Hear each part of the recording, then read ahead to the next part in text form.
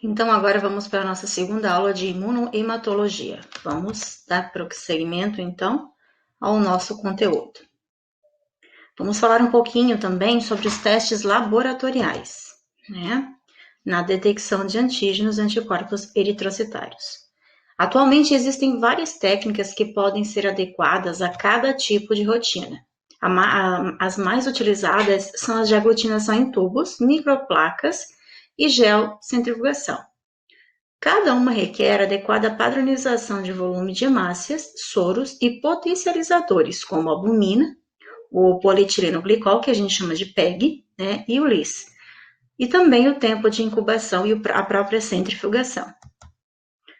Para que consigamos identificar os antígenos eritrocitários, o sangue deve ser coletado com anticoagulante, o ácido etileno diamino tetraacético, o que nós conhecemos habitualmente como EDTA, ou o ácido cítrico, ou então o citrato de sódio e dextrose, que é o ACD.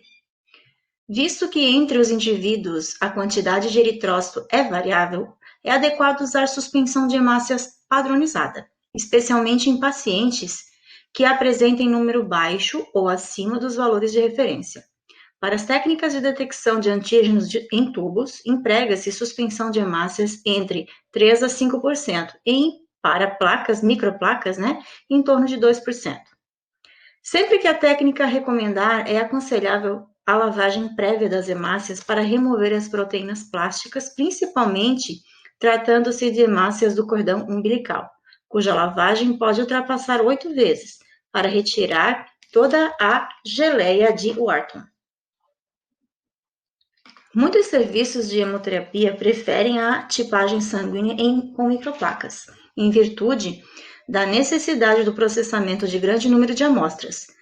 Esse procedimento otimiza o tempo, pois podem ser testadas amostras de vários indivíduos de uma só vez. O sistema de cartões utiliza colunas preenchidas com gel Sespandex, né, ou micropérolas de material inerte para identificar antígenos e anticorpos eritrocitários. Alguns desses cartões apresentam as colunas preenchidas somente com gel neutro, acrescido de antissoros, né, no caso anti-A, anti-B, anti-D e assim por diante, sorticumbis e outros. As vantagens do sistema de cartão são maior sensibilidade, padronização na leitura, quanto à intensidade da aglutinação. Os resultados podem ser mantidos por 2 dias ou registrados, no caso em aparelhos próprios ou fotografados. Não são necessárias lavagens das hemácias, nem mesmo nas reações que utilizam a fase de antiglobulina. Sua maior desvantagem, porém, é o custo mais elevado. No sistema gel-cartão, a leitura do resultado ocorre após a centrifugação. É considerado um resultado positivo quando as hemácias não conseguem atravessar completamente o gel e ficam retidas em sua parte superior, ou então dispersas no meio da coluna, indicando formação de aglutinados. No resultado negativo, as hemácias livres não aglutinadas atravessam os poros do gel, migrando para o fundo do tubo durante a centrifugação. Agora nós vamos iniciar aqui o estudo sobre o sistema ABO, que a gente chama de sistema 001, né? Dentro de todos aqueles sistemas que nós vimos, que já existem, né? Na aula anterior. Então, o sistema ABO foi descoberto ali entre 1900 e 1901 por Karl Landsteiner, que identificou os grupos A, B e O. Em 1902, seus colaboradores Alfredo Castello e Adriano Sturli descobriram o grupo AB. Esse sistema apresenta os antígenos expressos na membrana das hemácias e anticorpos naturais no plasma contra o antígeno ausente. Os antígenos ABO podem ser observados após 5 a 6 semanas de gestação. O sistema ABO não pode ser estudado isoladamente, e sim com os seus associados H, C, L, né, respectivamente os genes ABO, o FUT1, 2, 3, que são correlatos, mais independentes. Os produtos desses genes são as enzimas glicosiltransferases, que acrescentam carboidratos a substâncias precursoras. O gene ABO está localizado no cromossomo 9, na posição 9q 34.2, que é o que a gente vê aqui do ladinho. Então, se a gente observar aqui, nós temos a ilustração do gene 9. Então, no caso, o gene que dá a característica ABO, né? AB, está nessa localização aqui do cromossomo. A expressão dos genes nas secreções é controlada por outro par de genes alelos denominados secretores, que a gente coloca aqui, identifica e vai chamar então de CC. No entanto, eles não são ativos nos eritroblastos. O gene secretor, FUT2, né, é responsável pela formação de uma enzima 2-alfa-fucosiltransferase, produzindo o antígeno H solúvel. Indivíduos com genótipo CC são chamados de secretores e não terão expressão normal dos antígenos H e ABO nos eritrócitos, porém ausentes nas secreções. O gene secretor também está envolvido na expressão dos antígenos LE. Quando o antígeno apresenta o gene FUT3, né, LE ou LE minúsculo, apresentará então o antígeno LA em suas hemácias. Porém, se ele for secretor, geralmente ele expressará somente o antígeno LEB. A tipagem direta do grupo sanguíneo ABO é realizada utilizando-se hemácias do paciente suspensas em solução fisiológica, contra soros comerciais, anti-A, anti-B e anti-AB. Já a tipagem reversa usa o soro ou plasma do paciente contra as hemácias fenotipadas, A1 e B, que são comerciais, ou seja, são vendidas, né? A existência dessas duas metodologias obrigatórias na determinação do grupo sanguíneo do sistema ABO garantem maior segurança, pois serve de contraprova uma para a outra, não devendo ocorrer discrepância entre os dois resultados. Além dessas duas hemácias A1 e B, o serviço poderá utilizar as hemácias A2 e O. As hemácias A2 são úteis na presença do subgrupo A. Alguns subgrupos apresentam anticorpos naturais anti-A1, podendo, na tipagem reversa, aglutinar as hemácias A1, embora na maioria das vezes com pouca intensidade. Nesse caso, as hemácias A2 não serão aglutinadas pelo anti-A1. As hemácias do tipo O podem ser aglutinadas como controle negativo. No entanto, se aglutinar em frente ao soro do paciente, a tipagem deverá ser investigada, uma vez que elas não apresentam antígenos A ou B. Aqui eu coloquei para vocês uma tabelinha com os genes, né, antígenos presentes nas secreções e fenótipos eritrocitários do sistema ABO e Lewis. Então, a gente tem aqui os genes herdados, os antígenos presentes nas secreções e o fenótipo eritrocitário característico da tipagem ali, certo? Antígenos e anticorpos, né? Em indivíduos secretores que apresentam pequenas quantidades de antígeno ABO nas hemácias, pode-se confirmar seu fenótipo com testes de inibição de atividade de anticorpos anti-A e anti-B, por meio das substâncias ABO solúveis presentes na saliva. Os anticorpos da classe IgM são mais fáceis de ser inibidos do que o próprio IgG. As principais fontes dos antígenos ABO solúveis são a saliva, o plasma, o líquido seminal, a lágrima, a urina, a bile e o próprio leite.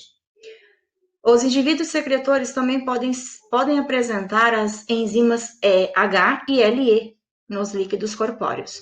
Os antígenos ABO, como H e LE, estão presentes nos glicolipídios e glicoproteínas das membranas de diversos tecidos, além das hemácias, devendo ser classificados, então, como antígenos de histocompatibilidade. Então, eu coloquei para vocês ali os genótipos, né, mais comuns, e é o que a gente trabalha, então. No caso, o tipo sanguíneo A, que a gente chama, então, aqui os fenótipos e os genótipos. Aqui é a caracterização genética. Aqui é a apresentação do tipo sanguíneo. Então, por exemplo, no fenótipo A, ou seja, o tipo sanguíneo A, ele pode apresentar, então, o genótipo A dominante ou não dominante, né? Então, quando vocês encontrarem esse I com A maiúsculo, 2 vezes é dominante. Nesse caso, ele não é dominante, porque ele possui aqui um gene recessivo, tá? Isso quer dizer, então, que as pessoas que têm o sangue, né, A ou B, eles muitas vezes carregam informações no seu genótipo que podem caracterizar o nascimento, por exemplo, quando na reprodução de uma criança O, por exemplo, tá? Vamos dizer que essa é uma mulher e esse é um homem. Se no caso o genótipo desses dois, deixa eu pegar uma canetinha aqui para fazer essa explicação. Vamos dizer então que a mulher, vai ficar muito bonita, gente, que a mulher, né, ela é o tipo ali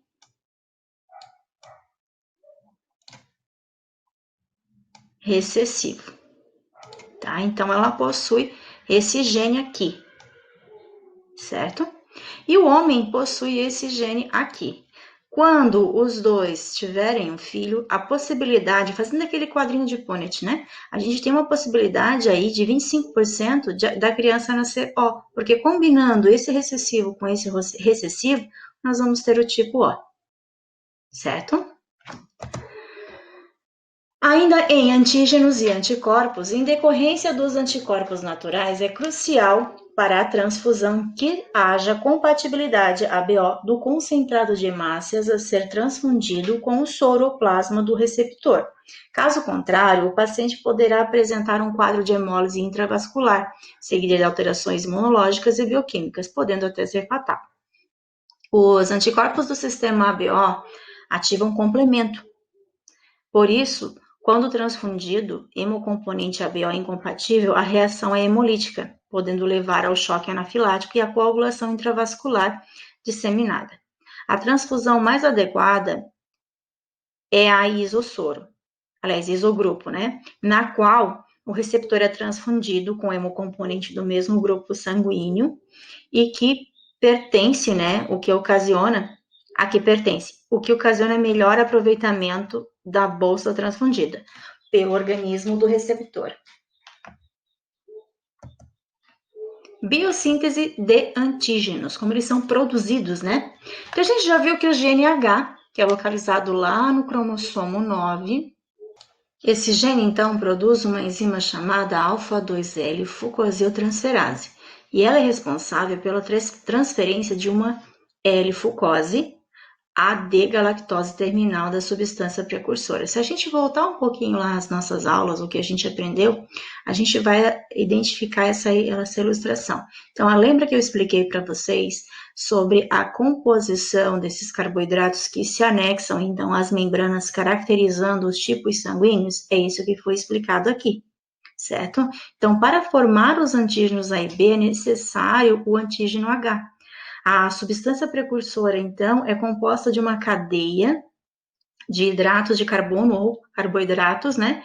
Com a seguinte sequência: N-acetil-galactosamina, D-galactose, a N-acetil-galactosamina e a D-galactose, que são essas bonitinhas que estão aqui, né? Portanto, os indivíduos com GNH, a produção, então, da fucosiltransferase, que incorpora, anexa, né, gruda ali, adere a L-fucose, a substância precursora, produzindo o tal do antígeno H. O alelo H, diferente, então, ele é minúsculo, é considerado amorfo. Nenhum produto antigênico está associado a ele, ou seja, os indivíduos que não produzem o antígeno Hzão, né, por não apresentarem o gene H, sendo portadores do fenótipo, então, Bombay. Neles a ausência, ou Bombai, né? Neles a ausência, então, do antígeno H impossibilita a formação dos antígenos A e B. Lembrando, gente, então, que o gene é um pedacinho, né? Uma parte muito pequena, né, do material genético, tá? Dentro de um cromossomo. Os indivíduos com o gene H maiúsculo, Hzão, que herdam o gene A, produzem a enzima alfa-3-N-acetil-D-galactosaminitransferase, a qual é responsável pela incorporação da N-acetil-galactosamina, a D-galactose, terminal na qual está ligada a L-fucose, que formou o gene, o antígeno, no caso ali, né, H. De modo semelhante, os indivíduos com HH, Hzão e Hzinho, que herdam o gene B, produzem a enzima alfa-3D galactosiltransferase, responsável pela incorporação da D-galactose, a mesma D-galactose terminal do antígeno H. Os indivíduos do grupo sanguíneo AB apresentam duas enzimas ativas, a alfa-3N-acetil-D-galactosamiltransferase e a galactosiltransferase, perdão. Portanto, expressam os dois antígenos na membrana das hemácias, que foi o que eu expliquei para vocês nessa ilustração aqui, nessa imagem. Então, se a gente observar aqui, nesse desenho que é bem didático, eles estão todos com uma conformação diferenciada. Mas o que está sendo explicado aqui é que, dependendo da sua informação genética, ou seja, o seu gene, o que traz lá no seu material genético, ele vai incorporar determinados hidratos de carbono ali, que vai garantir, então, vai conferir um tipo sanguíneo diferente para cada um. O gene O é amorfo, isto é, não tem produto gênico. Desse modo, o antígeno H não sofrerá transformação nos indivíduos com genótipo Hzão ou Hzinho. O gene ABO é constituído por 7 exons. Lembra um pouquinho lá das aulinhas, então, que vocês estão tendo de biologia molecular, né? O que é exon, né? E aí, codificando uma proteína com função enzimática, a transferase A ou B, com 353 aminoácidos, o gene é considerado selvagem. O gene B difere do gene A em 7 mutações, onde tem a troca ali de um nucleotídeo no DNA. E apenas 4 dessas mutações levam à mudança dos aminoácidos na proteína e 3 são silenciosas, não ocorrendo troca porque o código modificado carrega o mesmo aminoácido na formação da proteína. A presença da sequência dos aminoácidos leucina, glicina, glicina nas posições 263, 267, 268 no exon 7 é que caracteriza o sítio catalítico da transferase A, que transporta a N-acetilgalactosamina até o antígeno H, formando o antígeno A. Na transferase B, essa sequência é formada pelos aminoácidos metionina, glicina e alanina, que transporta a N-galactose até o antígeno Hzão, formando o antígeno B. Assim, é possível notar que 2 das 4 mutações estão envolvidas diretamente na mudança do sítio catalítico das transferases A e B, formando, então, os 2 tipos de antígeno das tipagens. Os portadores do gene O, então, apresentam a deleção de um nucleotídeo na posição 261, a guanina, né?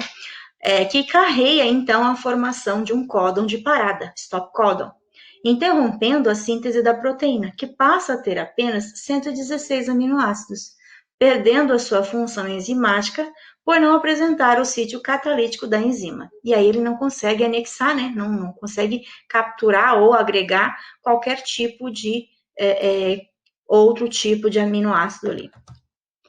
Fenótipo de Bombay, ou Bombai, né? Esse indivíduo não produz a enzima alfa-2L-fucosiltransferase. Portanto, não haverá biossíntese dos antígenos Hzão, né? A e B nas hemácias.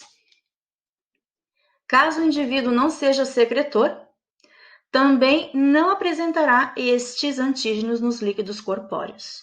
As hemácias dos indivíduos de Bombay não aglutinam com anti-A, né, nem anti-B e nem anti-AB, parecendo, né, pertencer ao grupo sanguíneo O, embora, diferente deste grupo, né, também não aglutinem com anti-H.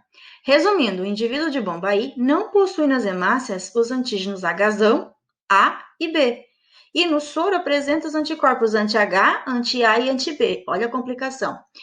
Na necessidade de transfusão, somente poderá receber sangue de outro indivíduo Bombay, né? Uma vez que os seus anticorpos anti-H presentes no seu plasma podem destruir as hemácias do grupo O. Subgrupos de A e B né? Os subgrupos de A e B são identificados pelas discrepâncias encontradas entre as provas direta e reversa do grupo sanguíneo ABO. Os grupos A, B e AB são fenótipos que se distinguem de outros do mesmo grupo pela quantidade de antígenos expressos na membrana. Por exemplo, o subgrupo A1 tem em torno, aliás, de 1 milhão de sítios antigênicos por hemácia, enquanto o subgrupo A2, em média, 300 mil. A constatação, então, de subgrupos de A ocorreu ao se observar dois tipos de anticorpos no soro de indivíduos do grupo sanguíneo B, ou seja, anti-A e anti-A1. Com o uso de anticorpos anti-A1, foi possível observar que 80% dos indivíduos classificados como A reagem positivamente na presença desse anticorpo, sendo classificado como A1 ou A1B. No entanto, indivíduos sabidamente do grupo A, cujas hemácias não aglutinam com anti-A1, mas com anti-H, são caracterizados como subgrupo de A. Aproximadamente 19% dos indivíduos dos grupos sanguíneos, né, no grupo sanguíneo A, são do subgrupo A2, e uma minoria, menos que 1%, dos outros subgrupos. Os soros anti-A1 utilizados para a detecção dos subgrupos podem ser preparados com o soro sanguíneo de indivíduos do grupo B, absorvido então com hemácias A2. Outra fonte de anticorpos humanos anti-A1 pode ser proveniente então de indivíduos do grupo sanguíneo A2, que apresentam esse anticorpo. Mais ou menos ali 2% dos indivíduos do grupo sanguíneo A2 e 25% dos indivíduos do grupo A2B, que apresentam, então, os anticorpos anti-A1. No entanto, hoje a maioria dos serviços de hemoterapia utilizam, então, os produtos, né, de lecitina de soja extraídos da semente relativa. Para a caracterização dos subgrupos de A e de B e do próprio AB, é importante utilizar, então, o soro anti-H, que é específico, então, para as lectinas da semente, então, da leguminosa. Como os subgrupos se caracterizam por número menor dos antígenos na membrana das hemácias, o uso do soro anti-H é importante, uma vez que no subgrupo sobra sempre o antígeno H livre, o Hzão, que não foi utilizado para a biossíntese dos antígenos A e B. A aglutinação será mais forte quanto maior for o número de moléculas Hzão livres na membrana do eritrócito. A quantidade de antígenos Hzão livre nas hemácias varia de acordo com o grupo ABO. O grupo O tem apenas, então, antígenos Hzão na membrana dos eritrócitos. Os demais grupos têm concentrações decrescentes desse antígeno livre, ou seja, né, vai decaindo ali O, A2, B, A2B, A1, A1B. Essa sobra de Hzão ocorre nos subgrupos, então, por existir Hzão de cadeias lineares e de cadeias ramificadas. É certo que os subgrupos têm capacidade de preencher apenas os Hzões lineares, né, enquanto o A1, o B, o A1B completam também as substâncias Hzão ramificadas. Essa deficiência de preenchimento está na enzima transferase, que não consegue transferir o açúcar para a cadeia precursora. Os grupos de B são menos frequentes no Brasil que os subgrupos A, e mais comuns em povos orientais, classificados como B, B3, BM e BX. Os subgrupos, então, do sistema ABO são variações moleculares da transferase A, por mutação pontual ou deleção da enzima nativa, levando à diminuição da atividade catalítica da enzima. Portanto, no subgrupo A2, a substituição de uma citosina por uma timina no nucleotídeo 467 ocasiona a troca do aminoácido 156 prolina por leucina e a deleção de uma citosina entre os nucleotídeos 1059 e 1061. Leva à perda do códon de parada, acrescentando mais 21 aminoácidos na enzima. Essas modificações interferem na atividade da enzima, que passa a formar aproximadamente 300 mil sítios do antígeno A. Apesar dessa diminuição no número, então, dos antígenos A, ainda é possível obter uma reação forte com os soros anti-A comerciais de boa procedência, fazendo com que nem sempre se possa distinguir alguns subgrupos dos indivíduos A1.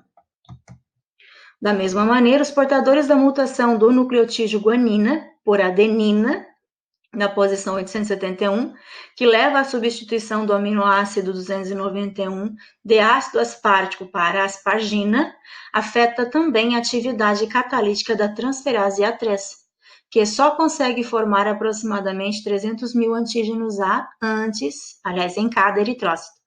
Já os portadores da variante AX, formada pela substituição de uma fenilalanina por uma isoleucina, no aminoácido 216, apresentam uma capacidade muito pequena de ligar a N-acetilgalactosamina à substância H, formando em torno de 3 mil antígenos A. Isso dificulta a aglutinação entre as hemácias, prejudicando a elucidação do grupo sanguíneo desses indivíduos pela prova direta.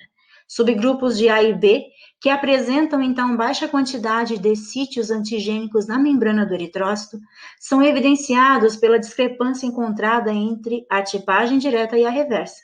O número de antígenos é tão baixo que, na tipagem direta, os antissoros comerciais anti-A ou anti-B, apesar de ligados aos seus respectivos antígenos, podem não promover a aglutinação, ou então ficar muito fraca essa reação, provocando dúvidas quanto ao grupo sanguíneo.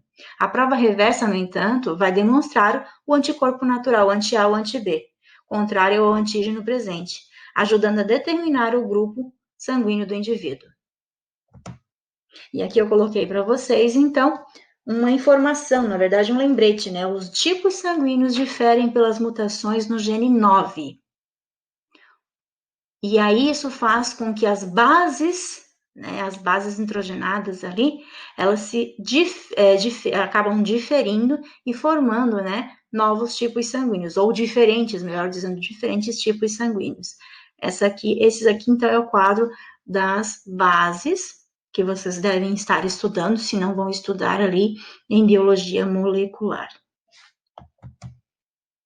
Aqui eu coloquei para vocês os tipos sanguíneos, genótipos e fenótipos possíveis. Então, a gente tem pai e mãe. Então, aqui, por exemplo, se nós tivermos aqui pai ou mãe, no caso, né, com estes genótipos, e o pai com esses genótipos, os fenótipos dos filhos poderão ser esses. Por exemplo, se nós tivermos aqui, né, o genótipo A, porém não é um A onde nós tenhamos aqui um gene homozigoto, né? Nós temos aqui um heterozigoto. Automaticamente eu vou ter a possibilidade de gerar um O, porque quando este se alinha e se agrega a este, nós temos o tipo sanguíneo O. Agora, se, por exemplo, este se alinhar a este, nós teremos A. Da mesma maneira, se este alinhar a este, nós teremos A. E assim vale para todos os outros. Problemas técnicos relacionados com a tipagem sanguínea.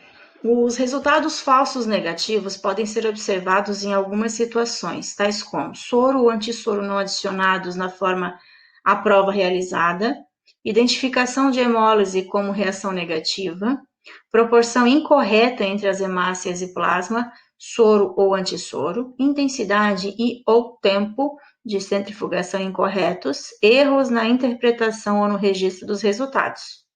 É importante mencionar que os recém-nascidos não apresentam os anticorpos naturais, anti-A e anti-B, uma vez que eles serão formados no início da alimentação, momento em que o sistema imune da criança reconhece estruturas semelhantes aos antígenos A e B, formando os anticorpos naturais do tipo IgM. Pela falta de anticorpos, é desaconselhável a tipagem reversa nessa fase. Na tipagem ABO, em decorrência à imunossupressão, a prova reversa e a prova direta podem também ser discordantes em idosos e indivíduos com hipogamaglobulinemia ou a gamaglobulinemia e as leucemias agudas. Já os resultados falsos positivos podem ocorrer em casos como utilização de vidraria suja para o teste, contaminação de reagentes, hemácias ou uma solução fisiológica, salina fisiológica, erros na interpretação da aglutinação ou registro dos resultados, entre outros. Desse modo, é importante observar a concordância entre a prova direta e a reversa. Sistema RH. O grupo sanguíneo RH foi descoberto ali em 1940 por Karl Landsteiner e Alexander Wiener, em experimentos com hemácias de macacos rezos inoculadas em coelhos. Nessa época, os pesquisadores observaram que os anticorpos produzidos pelo coelho eram capazes de aglutinar não só as hemácias dos macacos, mas também as hemácias dos humanos em 85% dos indivíduos de etnia branca. O soro anti-D utilizado atualmente não é de macacos rezos, mas sim produzidos de clones celulares específicos para essa finalidade. Um ano antes, Philip Levine e Rufus Stenson já haviam relatado um caso parecido que denominaram de eritroblastose fetal envolvendo um natimorto. A mãe da criança manifestou reação ao receber sangue do seu marido, ambos do grupo O. A mulher teria sido imunizada por antígenos paternos carregados pelo feto. Esses anticorpos não pertencentes ao sistema do grupo sanguíneo até então conhecidos, né, que a gente já existia o ABO, já tinha essa noção, né, ABO, MN e o P. Teriam sido responsáveis, então, pela reação transfusional e, mais tarde, relacionados com o sistema RH. O sistema RH é muito polimórfico e atualmente são reconhecidos por volta de 49 antígenos, dos quais 5 são os mais importantes: o antígeno D, C, E, C minúsculo e E minúsculo. O antígeno D não tem alelo, portanto, o Dzinho não existe. Muitas vezes a palavra Dzinho é utilizada didaticamente para a gente ter uma noção de designação ali da ausência desse antígeno, mas ele não, de fato, ele não existe. Indivíduos portadores do Dzão, são considerados RH positivo, enquanto RH negativo não apresentam este antígeno. Os antígenos do sistema RH são expressos apenas nas hemácias. 2 genes controlam a síntese das proteínas RH, do gene RHD, que codifica a produção da proteína RHD. E não tem alelo. O gene RHCE, que contém 4 alelos, codifica a produção da proteína RHCE. Aqui nós temos a nomenclatura do sistema RH, ali com os seus fenótipos e as suas características. E a classificação, então, é feita, como ela é feita, De que maneira a gente faz, então, essa classificação desse antígeno? Primeiro, escolher os reagentes anti-D de acordo com a sua aplicação, doadores ou pacientes. Conhecer seu clone e sua abrangência. Utilizar o reagente controle quando estiver preconizada, sua utilização. Utilizar a variante fraca sempre que o resultado inicial for negativo. Não liberar o resultado em caso de dúvidas e sempre que o controle RHD for positivo. Se possível, utilizar 2 reagentes com clones diferentes, IgG e IgM. Seguir as diretrizes estabelecidas na portaria específica. E aí nós temos aqui uma sugestão para a técnica de tubos de hemólise. Então, identificamos 2 tubos de ensaio, como ali o RHD, que é o que a gente vai testar, e o controle, CTL. No tubo identificado como RHD, colocar uma gotinha do reagente anti-D, e no tubo identificado como controle, uma gotinha do reagente controle de RHD. Aos 2 tubos, adicionar então uma gota de suspensão ali de hemácias em solução salina. Homogeneizar, centrifugar os 2 tubos a 3.400 RPM ali aproximadamente por 15 segundos. Ressuspender o sedimento, agitando delicadamente os tubos e ler de maneira macroscópica a aglutinação. Se o teste for negativo, não vai haver aglutinação, E aí proceder, então, o teste para o D fraco. Os genes RHD e RHCE presentes no cromossomo 1, na posição 1p36.11, apresentam 10 táxons que codificam as proteínas RHD e RHCE, com homologia de 92% entre elas. As proteínas D, C, C e E são grandes, com 417 aminoácidos transmembranares, passando 12 vezes da membrana do eritrócito, configurando a existência de 6 segmentos extracelulares, onde estão localizados os diferentes epítopos antigênicos. A proteína D difere das outras proteínas entre mais ou menos 32 a 36 aminoácidos. A proteína C difere, no caso Czão, do Czinho, em 4 aminoácidos. Esta última, então, 103, apresenta a troca de serina por prolina, e por estar localizada no segmento extracelular é responsável pela antigenicidade. A diferença entre E e E ocorre com um único aminoácido, entre prolina e alanina, na posição 226, no segmento extracelular, justificando, assim, a antigenicidade. Os locks, então, dos genes RHD e RHCE são sequenciais e estão estreitamente ligados, sendo transmitidos na forma de haplótipos durante a meiose. E a transmissão, então, ocorre em blocos, né, conforme definido ali pela Patricia Tippett em 1996. Existem 8 haplótipos disponíveis, que são esses que estão aqui, né, que combinados em pares resultam em 36 genótipos. Entre as funções das proteínas, né, do sistema RH estão o transporte de amônia e a estabilidade da membrana, pelas interações com fosfolipídios e proteínas da membrana do citoesqueleto eritrocitário, constituindo grande área dos estudos do complexo RH. O indivíduo RH nu sofre anemia hemolítica por não apresentar antígenos, proteínas, né, ali, C, D, C, C e E, na membrana de seus eritrócitos. Várias nomenclaturas foram utilizadas, então, para a gente designar o sistema RH em decorrência das teorias propostas, então, por Fischer e Reis, lá em 1946, e Wiener et al. Em 1963. E aqui eu coloquei algumas para vocês. Tá? Então, tanto o grupo 1 como o grupo 2, ele propõe, então, essas nomenclaturas. Sugiro que vocês parem e dêem uma olhadinha, tá? E observe, então, quais são essas nomenclaturas. Eu não vou requerer isso de vocês, mas é interessante que vocês tenham ciência disso. Variantes do antígeno D, né? Então, o primeiro ali é o D fraco, o antigo DU. A denominação D fraco veio em substituição ao que antigamente era chamado, então, de DU, ou DU.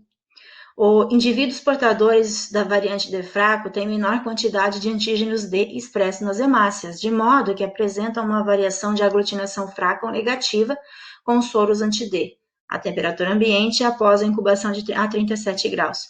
No entanto, a aglutinação das hemácias pode aumentar ou ocorrer após a adição do soro de Cumbres. Com positividade em qualquer fase, o indivíduo é considerado RH positivo. O polimorfismo quantitativo com um número reduzido de antígenos RHD por hemácia ocorre sem aparente perda de epítopos. Dessa maneira, o antígeno D apresenta um mosaico completo. A causa da diminuição da expressão está nas mutações de ponto no gene RHD, substituições de azinho-azinho nas regiões transmembranares ou intracelulares da proteína. Atualmente são conhecidas mais de 50 mutações diferentes de RHD fraco, caracterizadas pela biologia molecular. As hemácias de indivíduos portadores da variante RHD fraco, né, são conhecidas como RHD positivo e, por possuírem o antígeno D completo, podem sensibilizar o receptor ao serem transfundidos em pacientes RHD negativo. Os testes laboratoriais para identificação do antígeno D fraco serão descritos um pouquinho mais à frente. O antígeno D parcial. Essas variantes, então, apresentam alterações quantitativas no antígeno D, pela falta de um ou mais epítopos. E, quando associados a alterações quantitativas, dificultam o diagnóstico. Dos mais de 300 epítopos já identificados, 9, né, são considerados os mais imunogênicos. Como visto anteriormente, os genes RHD e RHCE apresentam 10 exons com homologia de 92%. Os locks, então, dos genes RHD e RHCE estão estreitamente ligados e são transmitidos de forma de haplótipos durante a meiose. Nesse processo, pode ocorrer o crossing over com a inserção ou a substituição dos epítopos C e E na molécula D, ou mutação de ponto missense nos genes RHD, provocando alteração de aminoácidos dispersos nas alças extracelulares dessas proteínas. Com isso, a proteína expressa na membrana do eritrócito deixa de ser um D completo, por conter pares ou partes, né, de CE integradas. Atualmente estão identificadas por volta de 50 mutações para o D parcial. Dificuldade na detecção laboratorial do indivíduo portador de antígeno D parcial depende da variante em questão, quantidade de epítopos alterados. Na maioria das vezes, o D parcial é facilmente fenotipado com RHD positivo, o que pode significar um problema quando se trata de um receptor de concentrado de hemácias. O paciente D parcial, ao receber a transfusão de uma bolsa de concentrado de hemácias RHD positivo, pode desenvolver o anti-D. Na realidade, esses anticorpos são formados contra os epítopos ausentes.